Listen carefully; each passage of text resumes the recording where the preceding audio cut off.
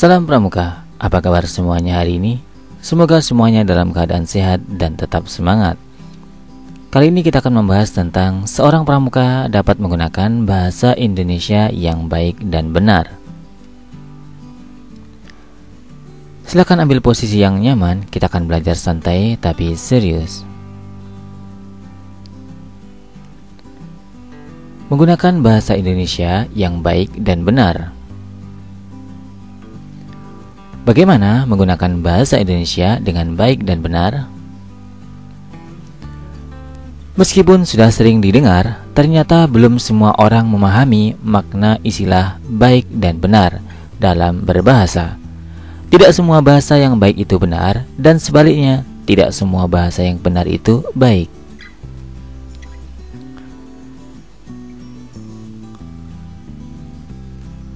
Contoh berbahasa yang baik tetapi tidak benar sebagaimana percakapan yang terjadi di kantin berikut.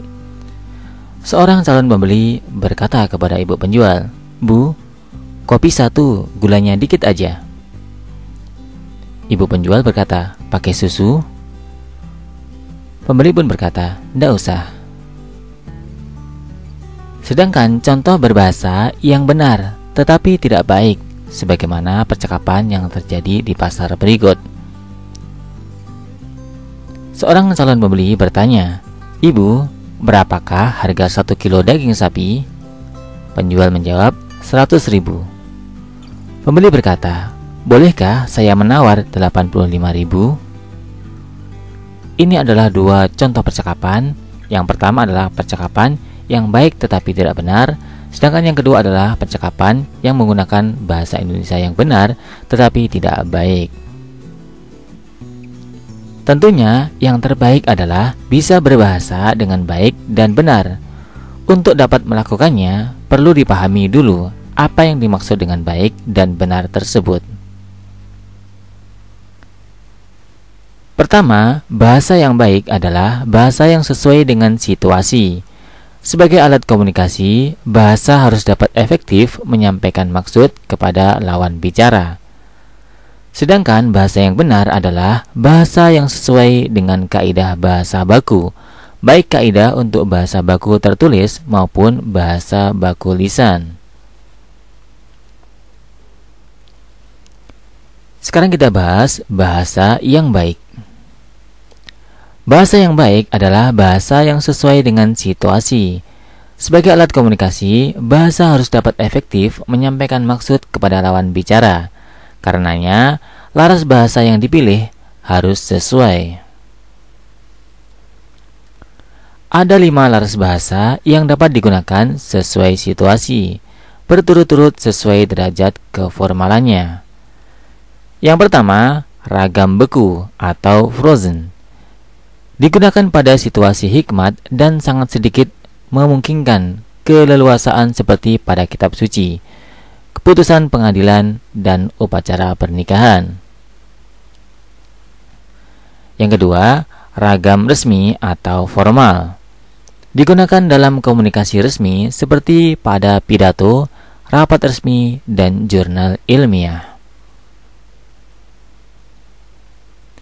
Yang ketiga, ragam konsultatif atau konsultatif. Digunakan dalam pembicaraan yang terpusat pada transaksi atau pertukaran informasi seperti dalam percakapan di sekolah dan di pasar. Yang keempat, ragam santai atau kasual. Digunakan dalam suasana tidak resmi dan dapat digunakan oleh orang yang belum tentu saling kenal dengan akrab. Yang kelima, ragam akrab atau intimate. Digunakan di antara orang yang memiliki hubungan yang sangat akrab dan intim, seperti hubungan keluarga dan saudara. Berikutnya kita bahas bahasa yang benar. Bahasa yang benar adalah bahasa yang sesuai dengan kaidah bahasa baku, baik kaidah untuk bahasa baku tertulis maupun bahasa baku lisan. Ciri-ciri ragam bahasa baku. Pertama, Penggunaan kaidah tata bahasa normatif, misalnya dengan penerapan pola kalimat yang baku. Acara itu sedang kami ikuti dan bukan acara itu kami sedang ikuti. Kedua, penggunaan kata-kata baku, misalnya cantik sekali dan bukan cantik banget, uang dan bukan duit, serta tidak mudah dan bukan nggak gampang. Ketiga, penggunaan ejaan resmi dalam ragam tulis. Ejaan yang kini berlaku dalam bahasa Indonesia adalah ejaan yang disempurnakan atau EYD. Bahasa baku harus mengikuti aturan ini. Yang keempat, penggunaan lafal baku dalam ragam lisan. Meskipun hingga saat ini belum ada lafal baku yang sudah ditetapkan, secara umum dapat dikatakan bahwa lafal baku adalah lafal yang bebas dari ciri-ciri lafal dialek setempat atau bahasa daerah. Misalnya, atap dan bukan atep, habis dan bukan abis, serta kalau dan bukan kalau.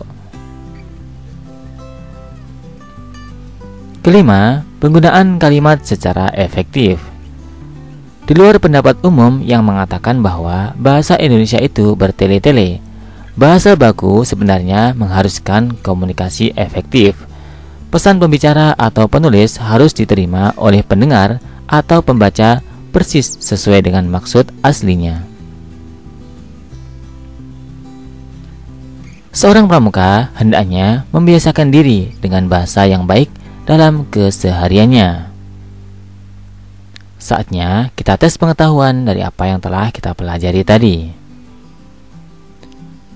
Coba jawab pertanyaan berikut. Apakah kamu selalu menggunakan tutur bahasa yang baik dan benar dalam keseharian? Silakan sampaikan pendapatmu di depan pembinamu dan berikan contoh-contohnya. Sebelum kita akhiri sesi ini, mari kita refleksi sejenak agar kita senantiasa termotivasi dan tetap semangat di dalam kepramukaan. Pramuka mengajarkan kebersamaan, kedisiplinan, kemandirian, jiwa korsa, dan semangat pantang menyerah. Tetap semangat. See you next time. Salam Pramuka.